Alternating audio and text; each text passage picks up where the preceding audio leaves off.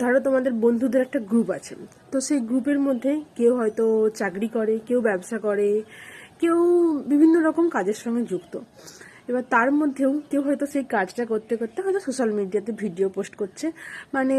মানে এক্সট্রা ইনকামের জন্য। আর তুমি হয়তো কিছুই করো না, শখে ভিডিও করো বা চাও যে ভিডিও যদি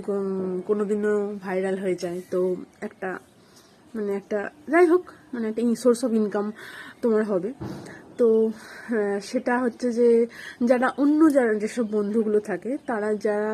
অন্যান্য কাজের সঙ্গে যুক্ত, তারাও হয়তো চায় যে ভিডিও করব, ভিডিও পোস্ট করব, লোকেরা দেখবে, বা হয়তো নিজের জীবনে কি হচ্ছে সেটা নিয়ে ভিডিও বানাবো, বা তারাও হয়তো চায়, কিন্তু কিন্তু কোনো কারণে হয়তো পারছে না করতে, মানে হয় পারছে না বলতে বাড়ির লোকের চাপে, নয়তো বা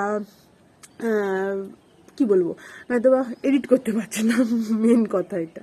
কিন্তু তাদের সঙ্গে যখন তোমার কথা হবে, মানে তুমি হয়তো ভালো করে এডিট করছো, ভিডিও পোস্ট করছো, মানে চাইছো যে ভিডিওটা ভিউজ হোক বা সেখান থেকে কিছু একটা হোক, চ্যানেলটা মনিটাইজ হোক, এসব যখন চাইছো,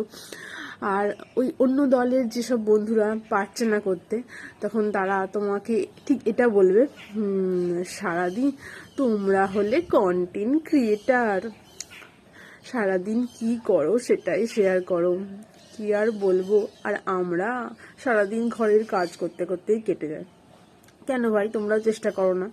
তোমরাও চেষ্টা করো, নিজের ভিডিও পোস্ট করো, তোমার যেটা শেয়ার করার ইচ্ছা সেটা করো, কিন্তু কাউকে ঠিক এরমভাবে বলো না।